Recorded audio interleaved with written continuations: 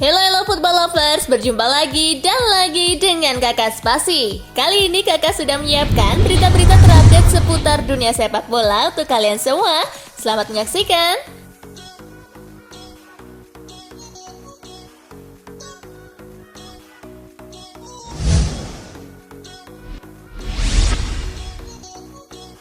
Chelsea pecat Graham Potter. Selesai sudah karir Graham Potter sebagai manajer Chelsea. Setelah beberapa kali selamat dari palu pemecatan, Potter akhirnya ditendang The Blues. Chelsea FC mengumumkan Graham Potter sudah meninggalkan klub. Graham dan klub sepakat untuk saling membantu agar proses transisi bisa berjalan mulus, ujar pernyataan resmi Chelsea.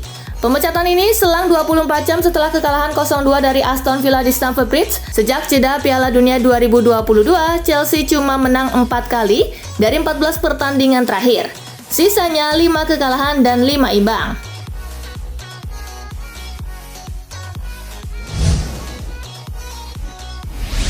Leicester City resmi pecat Brendan Rodgers. Leicester City resmi memecat Brendan Rodgers usai kalah 1-2 dari Crystal Palace di Liga Inggris. Habis sudah kesabaran manajemen The Foxes, menyusul rangkaian hasil buruk yang terjadi sebelumnya. Manajemen merasa Brendan bukan lagi orang yang tepat untuk membawa Leicester bangkit. Setelah 4 tahun bekerja, ia pun dilepas. Untuk sementara waktu, Leicester akan ditangani oleh Adam Sattler dan Mike Stowell selaku pelatih tim utama. Belum ada kepastian kapan manajer baru akan datang dan siapa pengganti tetap posisi Rodgers.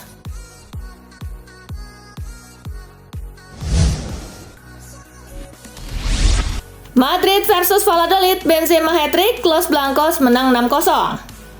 Real Madrid menjamu Real Valladolid di Santiago Bernabeu. Tuan rumah sudah unggul 4-0 di babak pertama lewat gol pembuka dari Rodrigo di menit ke-22. Dan hat-trick Karim Benzema di menit ke-29, di menit ke-32, serta menit ke-36.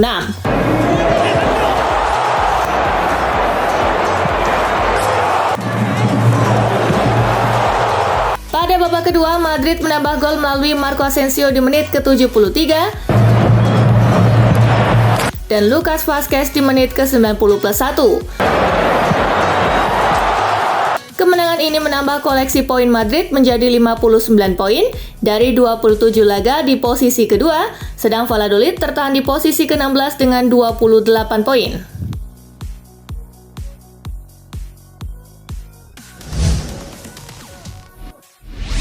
Atletico Madrid versus Real Betis, Korea menangkan Los Colchoneros.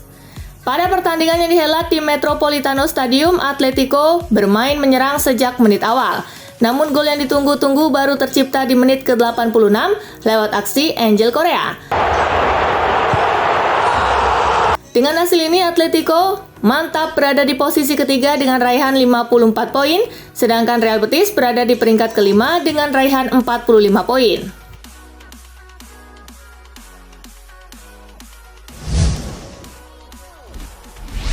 PSG versus Lyon, Messi dan kawan-kawan tumbang 0-1 di kandang sendiri. Bermain di Parc des Princes, PSG menguasai jalannya laga. Babak pertama masih berimbang 0-0, memasuki babak kedua tepatnya di menit ke-56, Bradley Barcola berhasil membawa Lyon unggul 0-1. Gol tersebut menjadi satu-satunya di pertandingan tersebut. Dengan hasil ini, PSG tetap di peringkat pertama dengan 66 poin, namun jarak mereka dengan Lens dan Marseille yang ada di urutan kedua dan 3 hanya 6 poin saja, sedangkan Lyon ada di urutan ke-9 dengan 44 poin.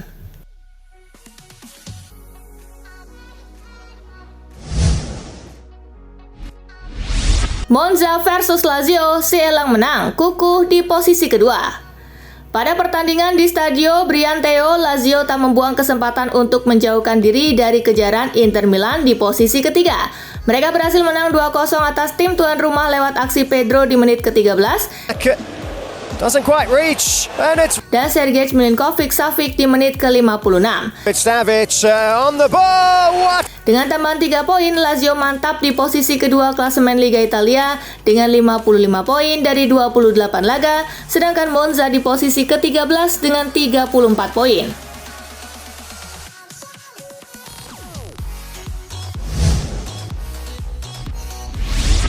Roma versus Sampdoria menang 3-0, Giallorossi tembus 4 besar.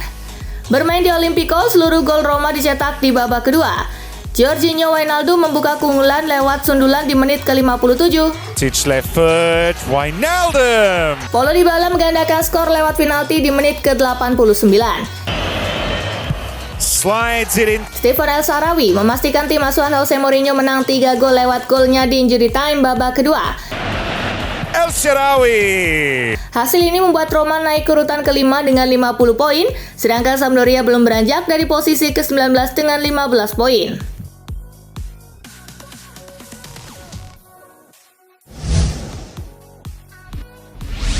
Napoli versus Milan, Leao 2 gol, Rossoneri menang 4-0. Laga Napoli versus AC Milan digelar di Stadio Diego Armando Maradona.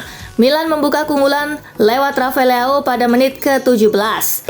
He's in, Rafael Leao. Tim tamu menambah 1 gol lewat aksi Brahim Diaz 8 menit berselang. And now Brahim Diaz, brilliant composure. Leo mencetak gol keduanya pada menit ke-59. Rafael Leao and still. Gol keempat Milan dicetak Alexis Saelemaekers di menit ke-67. Saelemaekers with the skill. Is this number 4? Dengan hasil ini Milan menahan Napoli di angka 71 dari 28 laga, sementara Diavolo Rosso naik ke posisi ketiga dengan 51 poin.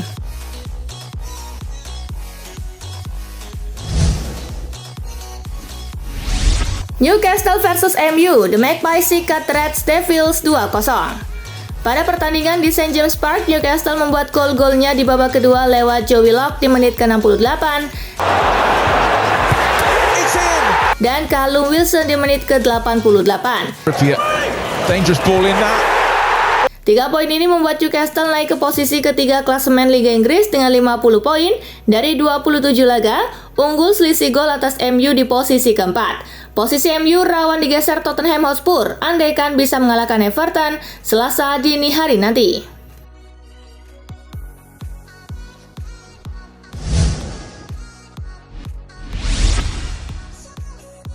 Manchester United keok, bek kesayangan Ten Hag ngamuk di bangku cadangan. Sebuah drama terjadi ketika Lisandro Martinez ditarik keluar arena pertandingan saat MU bertemu Newcastle United. Bek kesayangan pelatih Erik ten Hag itu digantikan oleh Facundo Pellistri pada menit ke-83.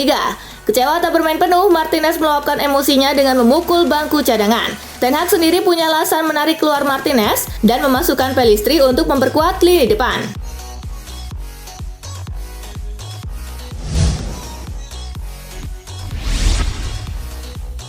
Tanpa Casemiro, Manchester United seperti macan ompong.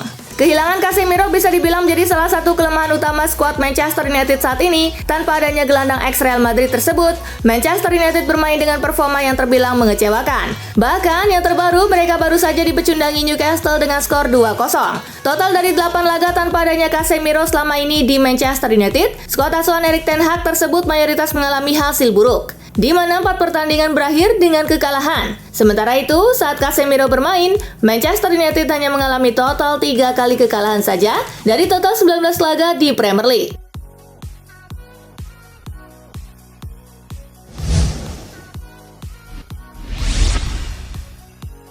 Pemain MU gelar rapat darurat tanpa Ten Hag usai kalah. Para pemain Manchester United menggelar rapat darurat tanpa Erik ten Hag usai dikalahkan Newcastle United 0-2 pada lanjutan Liga Inggris di St. James Park Minggu 2 April. Para pemain MU membahas penampilan buruk tim saat dikalahkan Newcastle. Saya tidak akan membahas terlalu dalam mengenai rapat darurat, tetapi para pemain berbicara di ruang ganti tanpa kehadiran staf lainnya, ujar bek MU Luke Shaw dikutip dari Reuters. Karena kekalahan ini semua tergantung penampilan pemain di lapangan dan kami jauh dari kata cukup bagus, kami harus bersuara di depan satu sama lain, sambung Shaw.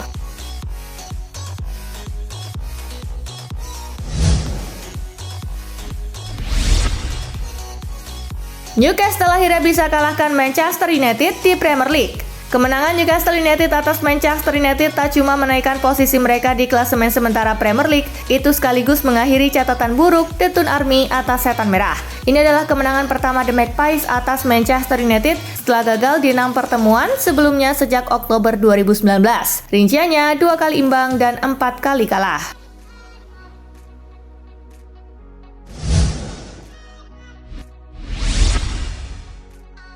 Karim Benzema cetak hat-trick bersejarah dalam 7 menit. Kemenangan Real Madrid atas Real Valladolid berbuah manis bagi Benzema karena ia sukses mencatatkan hat-trick bersejarah dalam 7 menit. Pasalnya, penyerang berdarah Aljazair tersebut untuk pertama kalinya berhasil mencetak hat-trick di babak pertama untuk Real Madrid sepanjang karirnya.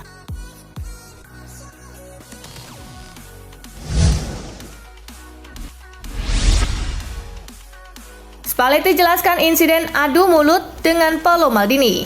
Luciano Spalletti menjelaskan insiden di lorong ruang ganti yang membuatnya terlibat adu mulut dengan Paolo Maldini yang membuat situasi sedikit memanas. Tidak ada yang terjadi, saya baru saja kembali dan menanyakan tentang kartu kuning Lobotka. Wasit menjelaskan bahwa Maldini melewatinya sambil melambai-lambaikan tangannya, seolah mengatakan saya mengeluh sepanjang waktu atau apapun, ujar Spalletti. Yang tidak saya sukai adalah dia membicarakan saya dan pertanyaan saya, jadi saya mengatakan kepadanya sebanyak itu. Dia bereaksi kemudian. Tetapi sejauh yang saya ketahui tidak ada apa-apa di dalamnya. Lanjutnya.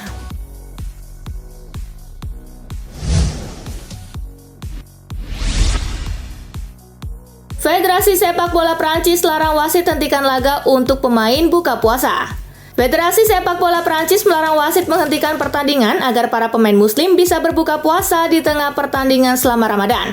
Mereka bahkan sudah mengirim email resmi kepada seluruh wasit agar menerapkan aturan itu. Hal ini pun kini tengah menjadi sorotan. Mereka berdalih bahwa penghentian laga bertentangan dengan statuta organisasi tersebut. Mereka melarang segala bentuk penampilan dan berbau politik dan agama di dalam arena olahraga.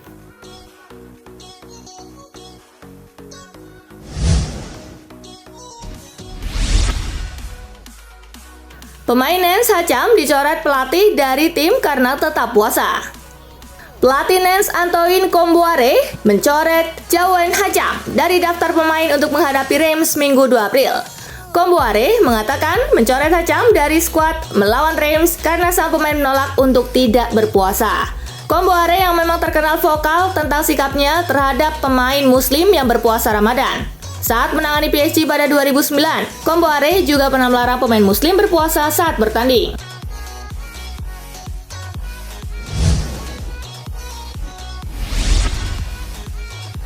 Alasan konyol Bayern Munchen pecat Julian Nagelsmann gara-gara liburan main ski.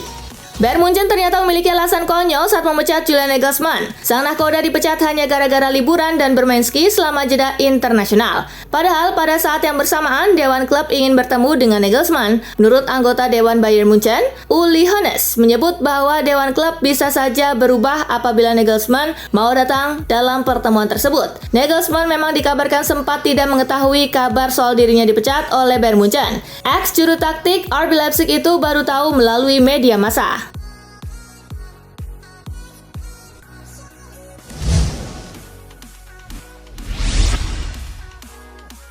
Julian Nagelsmann kandidat terkuat manajer baru Chelsea. Chelsea sudah berhitung dengan cermat sebelum memecat Graham Potter dengan menyiapkan nama pengganti. Saat ini nama Julian Nagelsmann jadi kandidat paling favorit untuk jadi manajer baru Chelsea. Hal tersebut diungkapkan oleh pakar transfer Fabrizio Romano. Selain Nagelsmann, Fabrizio meyakini belum ada nama lain yang ada di pikiran para petinggi Chelsea. Meski sejumlah laporan menyebutkan nama Mauricio Pochettino, Fabrizio menampik kabar tersebut. Ia belum mendapatkan konfirmasi ada ketertarikan dari Chelsea untuk mendatangkan ex-manajer Tottenham itu.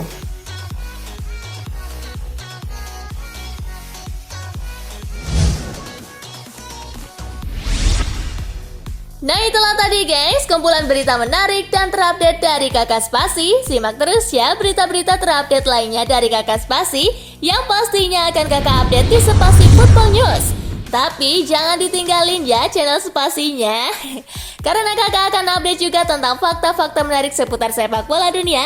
Dan jangan lupa untuk terus di like, comment, share, dan juga subscribe ya. See you guys!